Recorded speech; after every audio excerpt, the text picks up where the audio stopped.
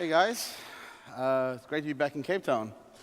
So I'm here today to talk about Bitcoin and the future of this interesting piece of technology. So I'm sure everyone's heard varying things and have different levels of knowledge on Bitcoin. And so I've got to clarify a few things up front. First of all, I don't work for Bitcoin. Nobody works for Bitcoin. It's a piece of software. It's not a company. And a lot of people think that the shares are traded. They're not. They're actually the units of Bitcoin that are traded on various exchanges. It's a very interesting technology because as much as you think it's not traceable and anonymous as a currency, it's actually way more traceable than cash. And so people are talking about Bitcoin being the future of money. So I want to talk a little bit about the history of money and work us into a discussion of where Bitcoin could go. So if you look at one of the biggest social problems out there it's trust, right? Trust doesn't scale very well. And that's because you can trust the people around you, your family, your friends, but as it gets wider and wider into society, you need things like institutions, law, contracts, just to make sure that you feel comfortable doing transactions. So when we have this problem that we're trying to solve with scaling, and you look at how we've done it as a society in the past, we've used things like gold to scale, and gold is basically backed by money and banks. And, well, eventually the gold went away, and then the banks had crises, which 2008, 2009 financial crisis, you saw banks basically need to be bailed out because they didn't have anything to back the notes that they issued. You've also had governments being hacked and personal data being thrown all over the place in recent months. So we have a trust problem in society. And so one of the hopes around Bitcoin is that by using math and algorithms, can we solve some of these problems? So what is money exactly? And so I like to think of money as commoditized trust.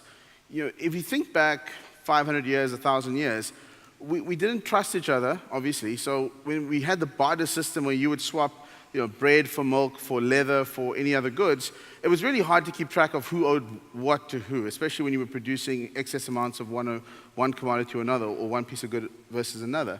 And so gold became a store of value. Gold is interesting because it's a fixed commodity. There's only a certain amount of gold in the world that's been created over the millions of years the Earth's been around. And there's a certain supply that comes in, a certain amount of gold that gets mined every single year. It's very stable in that sense, and over hundreds of years, it's been trusted as a store of value, and people have used it in that sense. So we had the situation where we started to trust people in society. We decided to start trusting something versus people. And over time, that changed because gold is not scalable. You don't walk around with bars of gold when you want to go buy a house, or it gets kind of heavy, right? So what do? We locked it up in bank vaults. We gave it to the banks. We gave it to governments. And we said, you guys store the gold, give us a piece of paper which kind of tells us that the gold is there, we hope, but it's a bit of a black box, right? Because you don't know if the gold is there or not. And in fact, many in most countries have moved away from the gold standard. So, the notes that you're holding today don't represent gold anymore. They just don't. And this is where we have the financial crisis of 2008, is over-leveraged banks and financial institutions. So we were taught to trust someone or an institution. And so in 2008, a group of programmers, or one, we're not sure, came up with the concept of Bitcoin. And they wrote the software and they open sourced it, which basically means that the code is there for anyone in the world to have a look at and inspect. And so the best computer scientists, the best mathematicians, they've all been looking at this code for years. And Bitcoin's had some ups and downs in the past, but it's gotten to a point now where in the past 2 or 3 years, to use the word unhackable is probably a bad explanation of what it is, because it's actually not something which can be hacked. And the mathematical algorithms that go into Bitcoin are actually very secure, especially when you have millions of computers now putting computing power into it. So we've gotten to a point where we've moved from a physical commodity to something which is a digital commodity, and I'll explain more about that in a second. But, just bear with me. We're going to see if we can use math to solve the trust issues in society. So what exactly is a Bitcoin? Well, it's a unit of measure. So in your mind, picture this. Imagine you had a spreadsheet with 21 million cells in that spreadsheet. Okay, and each cell could only be owned by one person at one point in time. Okay, and you can obviously own multiple cells. Now, that's a novel concept. Now imagine if that spreadsheet was live on the internet and everyone can see what is in those cells. And each cell could hold 100 million pieces of information. Now, that's basically what the Bitcoin network is. It's this huge piece of information which sits on what we call a public ledger. And so when you make a transaction, it's public. What happens to that cell, who it gets transferred to, how it moves around, that's public. And you cannot fake a transfer because it's all time-stamped and it's processed by millions of computers. So take that aside for a second. If all the cells are exactly the same, then it's a commodity because they're homogeneous, right? Every single cell is the same. They can hold 100 million pieces of information. Now, what's that worth? Something. What can we use it for? Many things. And I think we're still in the very early stages of what we can do with this. I'll talk about some of the examples in a second.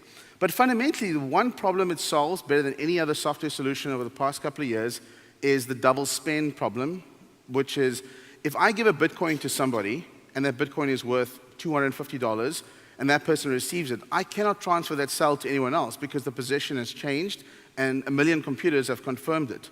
In order to fake that, you'd need another million computers, which is not feasible in the current world that we're in with Bitcoin. So it solves elegantly what they call the double spend problem.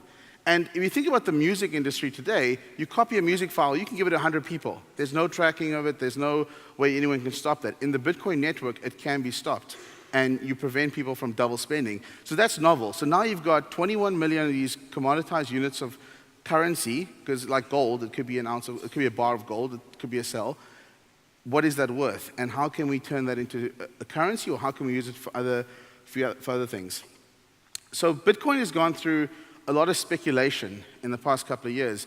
It started off being something which was relatively cheap, pennies. It was very flat. This is the price chart of Bitcoin so far. It was flat for a while, a couple of spikes here and there. But about 2013, all of a sudden the world started waking up to what Bitcoin is about, what it can be used for, primarily as a currency. So we saw the crisis in Malta, banks shutting down, banks taking money out of people's accounts, and people started buying into Bitcoin as an alternative currency. And interestingly enough, you can transfer Bitcoins over the internet. You can't exactly transfer gold over the internet. So because it's limited, it has value. And speculators are basically going in and figuring out the price. So what they did was they ran the price up to about $1,000 per Bitcoin in 2013 and 2013, and it's come down since. So the price has had a field day. 1 minute it's up 50 times in a year, the other minute it's down 75%. And so Bitcoin is, in the eyes of the media, died about 72 times, according to BitcoinObituaries.com, who tracks what the press is saying about Bitcoin. But what's interesting to me is when you see the growth in interest in Bitcoin from developers, there's more interest in Bitcoin than in a product like PayPal. And the growth is astounding. There are more people trying to figure out how to use Bitcoin than pretty much any other payment technology out there. And when I say trying to figure out, no one knows. Okay, we don't know what we're going to use this thing for. We know it's very cool and interesting to have a public ledger. And I'll show you an example of what our industry is doing with a public ledger. But it's really something where the use case of Bitcoin is yet to be solved. It's sort of like the internet in '94. We didn't know exactly how we'd be using it, but we knew there was something there. Which brings me to my next point. If you look at the first .coms, okay, and how there was this huge interest and then it kind of subsided and everyone believed, well, it's all over. That's the stock price of a very famous .com company where went through the roof, kind of collapsed. Everyone believed, well, this thing's not going to take off anywhere. People were calling for the CEO to shut the company down, the CEO to get fired, et cetera, stop raising money. And if you look at where Amazon.com is today, I think we can agree that the highs of the .com have been surpassed, I think, 5 or 6 times at least. So you just need to have a long-term view on technology because these things don't play out over a couple of months. It plays out over years, especially where the collective efforts of thousands of the world's smartest people is going into a product technology like Bitcoin. They're going to solve the problems and they're going to find use cases around Bitcoin. And so I just want to draw the analogy to where the Bitcoin price is today. It's actually very similar. And this is not because this is a psychological issue. Okay, this is speculation, which is what happened in pre-2000, and the psychology of technology. People don't feel, if it doesn't solve a problem right now, it's not valuable right now.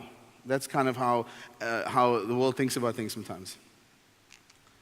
So in the gift card industry, which I'm in, we're looking at how do we use the blockchain to store information. So that cell with 100 million units of information, how can we use it? And so one of the challenges in our industry right now is that as gift card codes move from one person to another, they get compromised. So how do you store it securely, and every time it moves to a different person, the code would change, and therefore the codes aren't compromised? And so if we stored that with Bitcoin, we could effectively move those codes around, and we could help alleviate fraud and theft. And so that's just one example, but there are many others. There's identity. The guys at Identity 2020 are working with Lucy Liu to help solve the problem of kids who are left stranded at the border from child trafficking. How do you give them identity? How do you store that securely online somewhere? How do you make sure that identity travels with that child wherever they go? How do they rescue kids? Financial assets. How do you store financial assets in the blockchain? The blockchain is basically the chain and it has the list of all the transactions in the history of Bitcoin. So the blockchain today has every transaction ever made on Bitcoin is in the blockchain today. You can go back 6 years and millions of transactions. And so there's governance issues, there's notary. Think about it this way, because every single transaction is timestamped, you can actually use it to notarize digital information as well. And these products and solutions are being built out today. So, there's a lot that's happening in Bitcoin, a lot more than I can cover now. But if you are interested at all, I suggest you buy some Bitcoins, buy 200 rands worth, $20, whatever it is, and just try and spend it online. Try and get an experience of it, because I believe today we're at the starting point, at the infancy of where this technology is going. And if you feel this is a big enough idea, and that's what we're here for today, you should expose yourself to it. Thank you.